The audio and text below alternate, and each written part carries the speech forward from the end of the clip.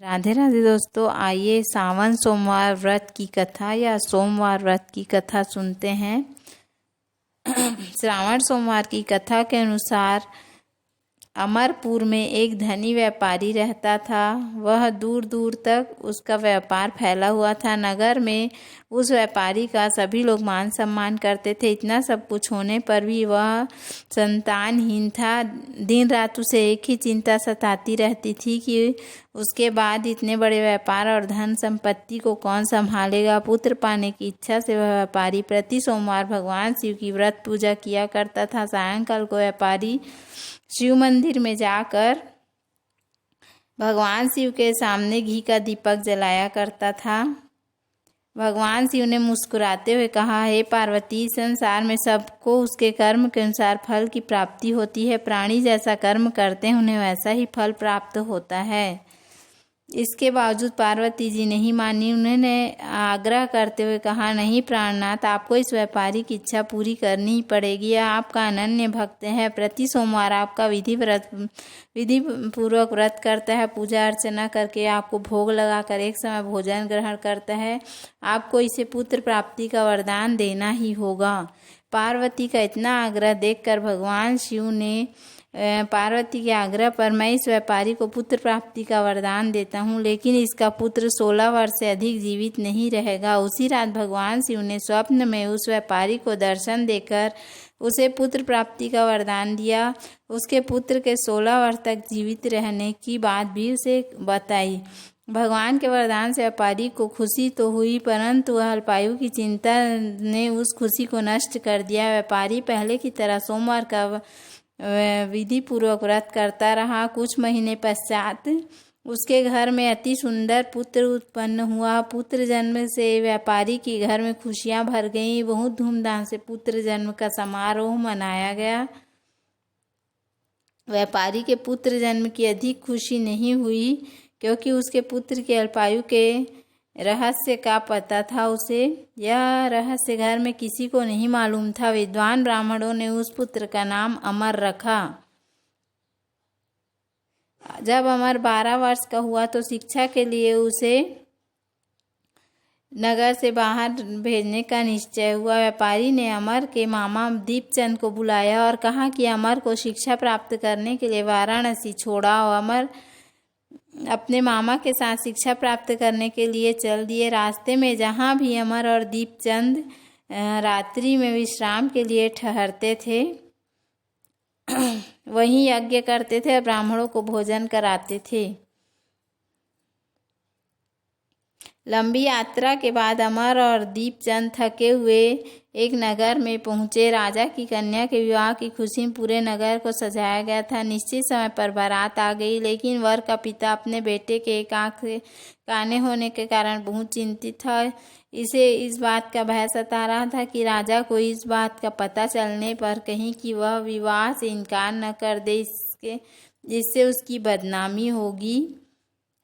यह सोचकर वर के पिता ने अमर को देखा तो उसके मस्तिष्क में एक विचार आया। उसने सोचा, क्यों न इस लड़के को दूल्हा बनाकर राजकुमारी से विवाह करा दूं। विवाह के बाद इसको धन देकर विदा कर दूंगा। राजकुमारी को अपने नगर में ले जाऊंगा। वर के पिता ने इसी संबंध में अमर और दीपचंद से बात की। दीपचंद ने धन मिलने के लालच में वर के पिता की बात स्वीकार कर ली। अमर को दूल्हे के वस्त्र पहनाकर राजकुमारी चंद्रिका से विवाह करा दिया। राजा ने बहुत सा धन देकर राजकुमारी को विदा किया। जब अमर लौट रहा था तो सच नहीं छिपा सका। उसने राजकुमारी को अपनी ओढ़नी पर लिख दिया, राजकुमारी चंद्रिका, तुम्हारा विवाह मेरे साथ हुआ है। मैं तो वाराणसी शिक्षा प्राप्त करने जा रहा हूँ। अब तुम्हें जिस नवयुवक की पत्नी बनना पड़ेगा वह कान्हा है। जब राजकुमारी ने अपनी ओढ़नी पर लिखा हुआ पढ़ा तो उसने काने लड़के के साथ जाने से इनकार कर दिया। राजा ने सब बातें जानकर राजकुमारी को महल में रख दिया। इधर अमर अपने मामा दीपचंद के साथ वाराणसी पहुंच गया। अमर ने गुरुकुल में पढ़ना शुरू कर दिया। जब अमर की आयु 16 वर्ष हुई तो उसने एक यज्ञ कराया। यज्ञ की समाप्ति पर ब्राह्मणों को भोजन कराया और खूब अन्न वस्त्र दान किए। रात को अपने अमर अपने शयन कक्ष में सो गया। शिव के वरदान के अनुसार शयनास्थ में ही अमर के प्राण पखेरु उड़ गए। सूर्योदय पर मामा अमर को मृत देखकर रोने पीटने लगा। आसपास के लोग भी एकत्र होकर दुख प्रकट करने लगे।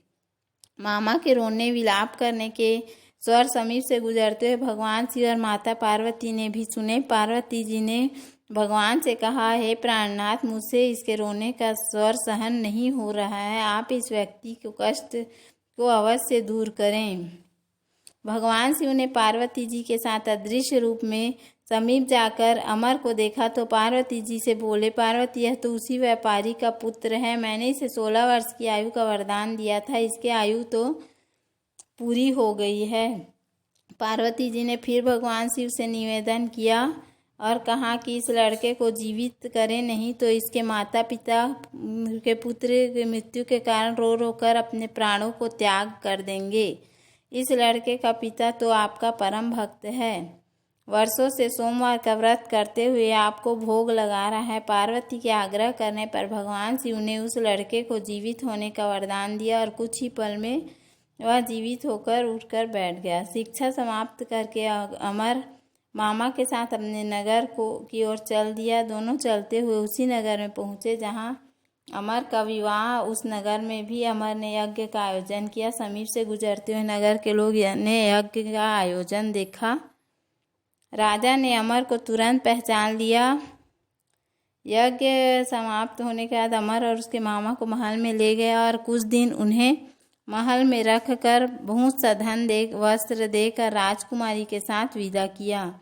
रास्ते में सुरक्षा के लिए राजा ने बहुत से सैनिकों को भी साथ भेजा। दीपचंद ने नगर में पहुंचते ही एक दूत को घर भेजकर अपने आगमन की सूचना दी। अपने बेटे अमर के जीवित वापस लौटने की सूचना से व्यापारी बहुत प्रसन्न हुआ। व्यापारी ने अपनी पत्नी के साथ स्वयं को एक कमरे में बंद कर रखा था।